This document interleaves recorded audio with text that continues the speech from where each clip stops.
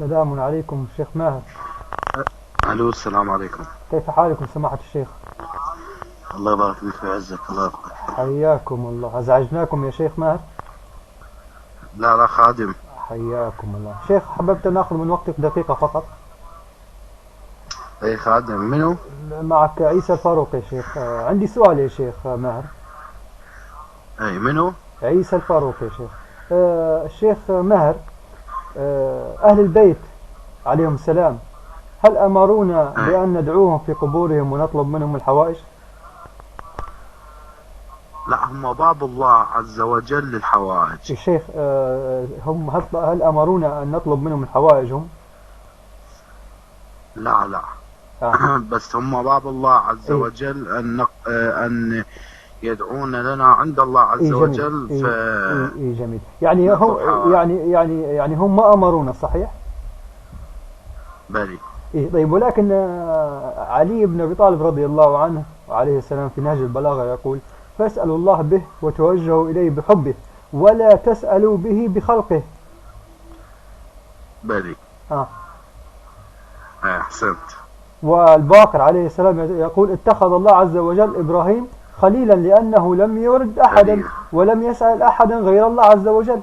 فإذا أهل البيت يأمروننا بأن نتوجه إلى الله ونسأل الله فقط شلون؟ يعني أهل البيت أمرونا أن نتوسل ونتوجه إلى الله وحده.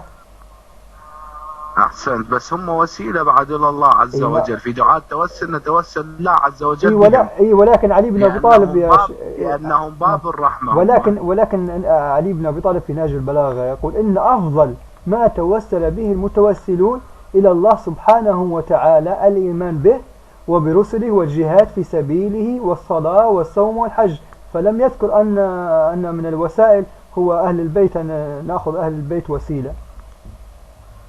بلي. نعم. بلي. بعد هم أهل البيت باب الرحمة لله عز وجل. هم الباب إلى الله عز وجل. ولكن إذا كان يا شيخ علي، يا شيخ ماهر، إلى الله عز وجل. العبادة هل نحن مو نكتب أن يكون العبد لله عز وجل مرة يكون مذنبا محاجبا للدعاء، فهم وسيلة إلى الله عز وجل، بابهم مفتوح إلى الله عز وجل، دعائهم مستجاب لا يرد من الله عز وجل. ولكن يا شيخ أهل البيت يعني يعلمون هذه المسألة، وإن لم تخفى عليهم، فإن كان هذا المسألة كما تقول أنت قالوا هذه المسألة لكن لم يقولوها، قالوا التوسل هي بالعبادات فقط المعروفة. وقالوا أيضا، وقال علي بن أبي طالب جيد، قال إن لا تسألوا الله بخلقه. يعني في رواية أخرى أخبرك بها في الكافي في كتاب العقل والجهل، يقول، وطبعا الرواية سندها صحيح، يقول: ليس بين الإيمان والكفر إلا قلة العقل. قيل: وكيف ذاك يا ابن رسول الله؟ الرواية عن أبي عبد الله طبعا. قال: إن العابد يرفع رغبته إلى مخلوق. قال: فلو أخلص نيته لله لأتاه الذي يريد في أسرع من ذلك. يعني يدعو غير الله، يدعو مخلوقا غير الله.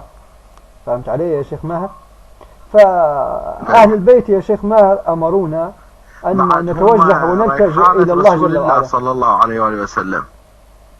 كيف؟ أنا وعلي خلقت من نور واحد قبل أن يخلق آدم.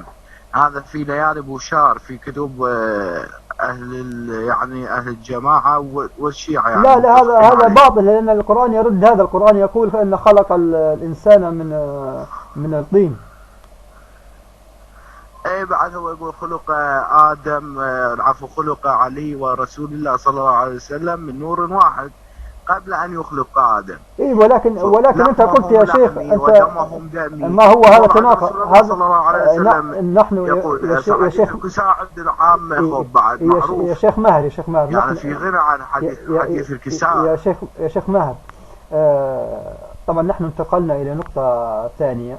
طيب أنا بينت لك. أما مسألة خلق النبي عليه الصلاة والسلام وعلي من نور، فهذا يبطله القرآن الكريم، لأن القرآن الكريم أخبرنا أنه خلق البشر جميعا من الطين. أما حديث الكساء يا شيخ ماهر، فلا وجود له في كتب الشيعة حديث الكساء.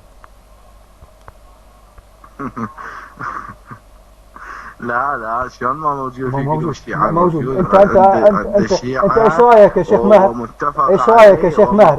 يا شيخ ماهر، يا شيخ عليه. ماهر، يا شيخ ماهر، انت بارك الله فيك يعني معمم، بلا شك دارس. انت قلب عندك المكتبة بلا شك في الكمبيوتر عندك، اذا كان عندك كمبيوتر، او ابحث في الانترنت عن حديث الكساء في كتب الشيعة بشرط ان يكون في كتب الاربعة وبسند صحيح، فلن تجد له اثرا ابدا.